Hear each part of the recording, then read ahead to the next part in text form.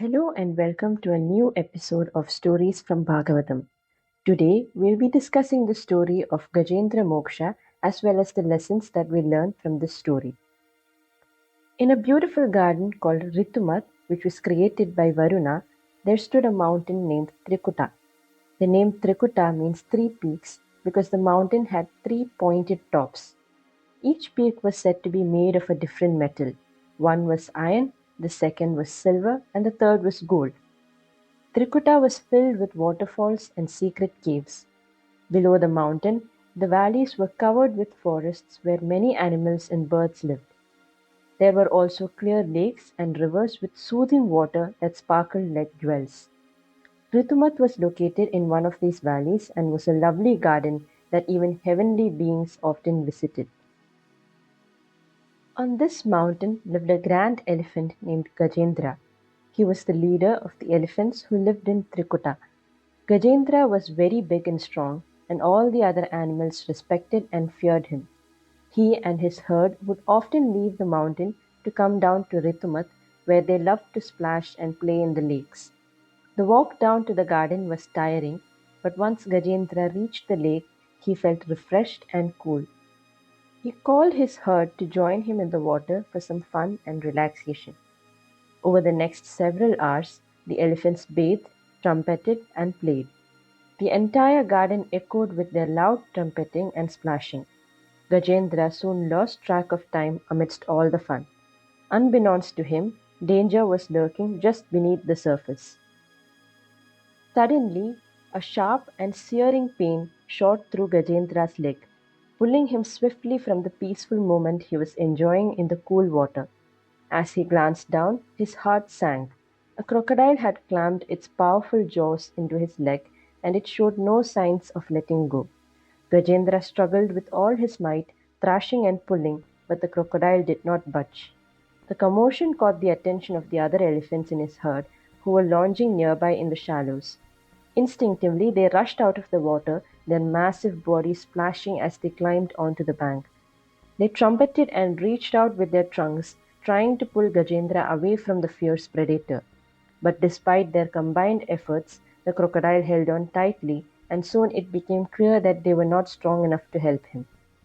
As the hours passed, exhaustion began to set in not just for Gajendra, but for the other elephants watching helplessly on the shore. One by one, they started losing hope. The sound of their trumpeting faded, and they slowly turned away, retreating from the scene, their spirits heavy with sadness.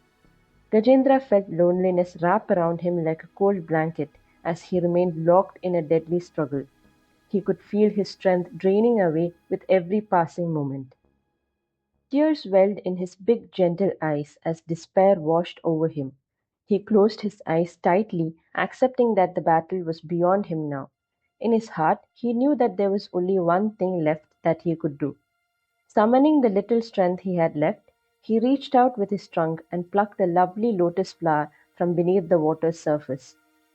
As he held the delicate bloom aloft, he began praying to Lord Vishnu. He said, I offer my respectful obeisances to the Supreme Person, Vasudeva. You are the one who gives life to this body through the soul, and you are the foundation of all living beings. I am but a humble creature in your vast creation, and I have surrendered to you, the one who is truly free. I trust that you will release me from this perilous moment. You are known for your mercy and kindness, always striving to lift the suffering.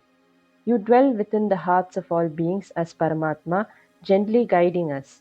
You are celebrated for your pure wisdom, boundless and eternal.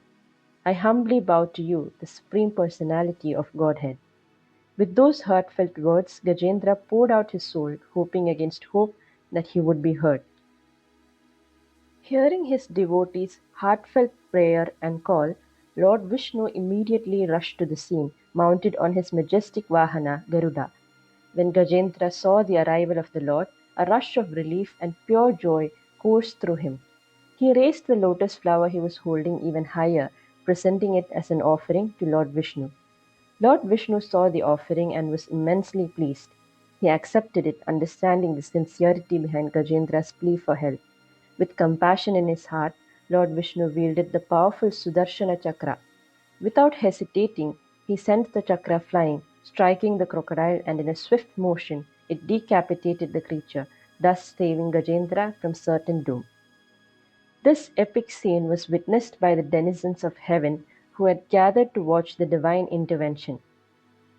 They were awestruck by the display of the power of devotion that they were seeing before them. In celebration, they showered fragrant flowers upon both the Lord and Gajendra, a joyous homage to the victory of good over evil. This story teaches us that Lord Narayana always protects his devotees. It also conveys a deeper, symbolic meaning as well. The crocodile represents our ego and the attachments that we cling to in life. Gajendra's fierce struggle with the crocodile is a mirror of our own attempts at trying to control our circumstances and outcomes, often leading to further suffering and turmoil. In Gajendra's moment of despair, he found himself isolated in his struggles, realizing that surrendering to a higher power was his only solution. This realization opened his heart, allowing his inherent devotion to resurface. Ultimately, Gajendra's liberation from the clutches of the crocodile at the hands of Lord Vishnu symbolizes the soul's liberation from material desires and ignorance and a return to the state of purity. Now let's explore who Gajendra and the crocodile were in their previous births. In his past life, Gajendra was a noble king named Indradyumna who ruled over Pandya. He was known for his intense devotion to Lord Narayana. After indulging in the pleasures of royal life, Indradyumna chose to retire and live as an ascetic in the hills, seeking peace and spiritual fulfillment. He built a simple cottage for himself and devoted his days to silent worship of the Lord. One day, the revered sage Agastya passed by Indradyumna's ashrama with his disciples and decided to pay a visit. However, at the moment, Indradyumna was deep in meditation and could not welcome the sage properly. Feeling insulted, Agastya cursed him, stating he would be born as a big, dull elephant in his next life. This curse was a harsh punishment, but it led to an essential transformation. Indradyumna was reborn as Gajendra, and though he forgot his past life, his deep, innate devotion to Lord Narayana resurfaced during the moment of crisis. On the other hand, the crocodile was once a Gandharva king named Huhu. He lived a life of joy and indulgence, surrounded by his companions. One day, while they played in the waters of a lake, the sage Devala arrived for a bath. As a prank, Huhu submerged himself and pulled Devala's leg. This disrespectful act angered the sage, who cursed Huhu to be reborn as a crocodile. Realizing the gravity of his actions, Huhu begged for the sage's forgiveness. The compassionate sage, moved by Huhu's remorse, softened the curse, allowing that Huhu would ultimately attain moksha through Lord Narayana in his next birth. Thus, when Lord Vishnu liberated Gajendra, Huhu also found the salvation he was destined for. This intricate story serves as a powerful reminder of the importance of devotion, the impact of our choices, and the everlasting grace of a higher power in guiding us through the challenges of life.